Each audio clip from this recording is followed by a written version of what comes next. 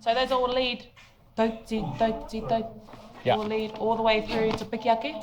To pikiake. 2 lines and then back to lead and then chorus. And chorus is in harmony? Yep.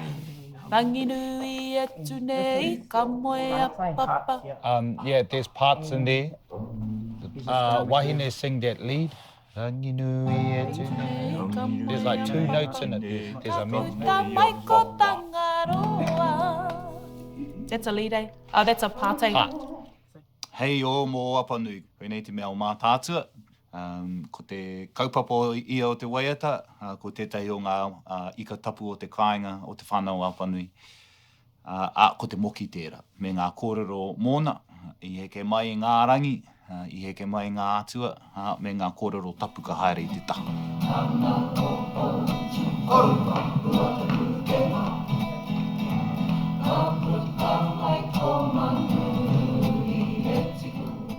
Does it talk about some of the fishing grounds? Oh, I can't tell you. Might end up going there and no more moki.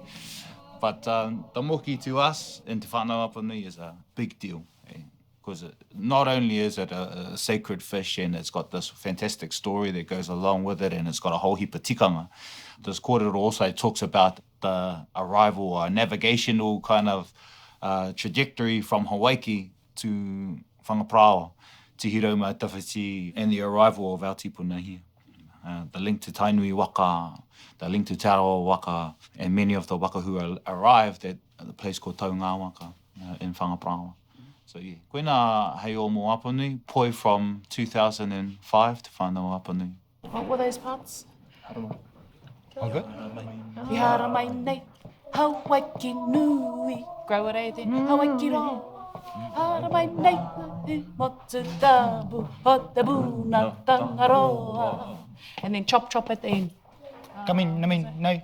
Nami nei, tana mo ko puna. He ora, ko Irana kōpua hau, no Ngāti Awa, Te Whanau Apanui. He oi, he hono ngā hoki tāku ki roto o Te Arawa, me tūhoi. What I love about kapahaka is connection. He hono ngā ki tō iwi, tō whakapapa, ki ngā whānau o te kāinga, e ngā tamariki. Having our kids part of that process is super duper important to our culture, ki te ao Māori. E nui ngā akoranga roto o ngā mahi haka. And kei roto i ngā mahi haka, te oranga tonutanga o tō tātou ao Māori. I think kapahaka is quite vital in terms of telling stories, so we become pretty powerful storytellers, I think, as kaihaka.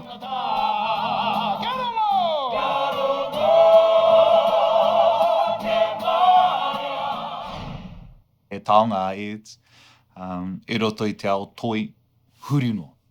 Ākua whakaari, ākua kapahaka, ākua tāpiki tia peita, koia tērā. And there's this thing that she talks about, about stepping into a new kaupapa, being excited, but being a little bit scared too. And that's the kaupapa that you want to be on. And that's a typical Blinken artist too, wanting to be at the knife's edge of creativity. So for me, Ed's in the crew, koia tērā moku. And she's no te kāinga, and having her here is like my comfort, I guess. Tokai e hine he kai tapurawa is lead, kaurawa e mauki no tia parts. So we're just going to record the main stuff, and then we'll come back and do the haka parts and all those kind of... Those things after. Ready for some music?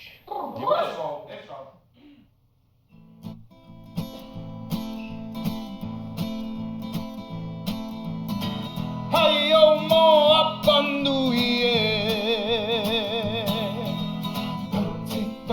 Tō tangaroa te wara o tō aha Huti a ki runga Tō tangaroa te wara o tō aha Huti a iraro i te moana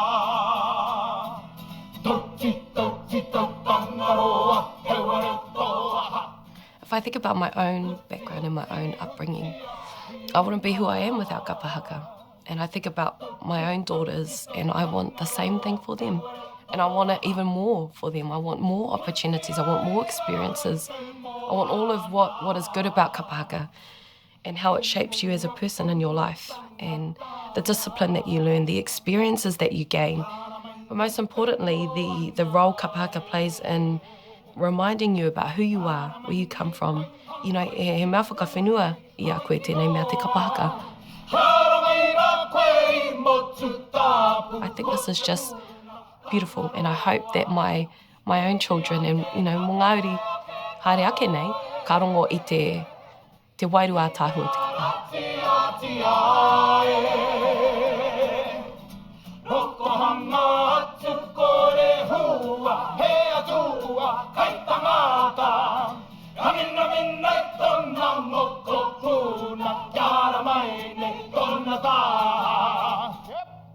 And that mina, you have to really dig into the mina. You gotta take on a kind of persona, and tell the story through the way that you phrase. That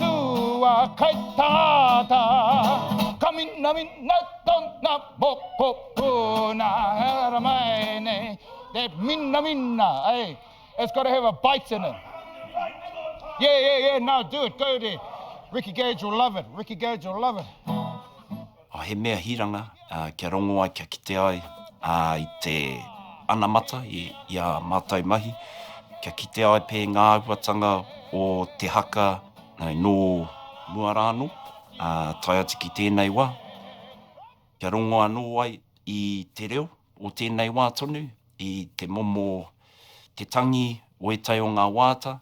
E ka tino whai hua pia te hunga e whai mai I a mātou tapu ai ki roto I nei mahi.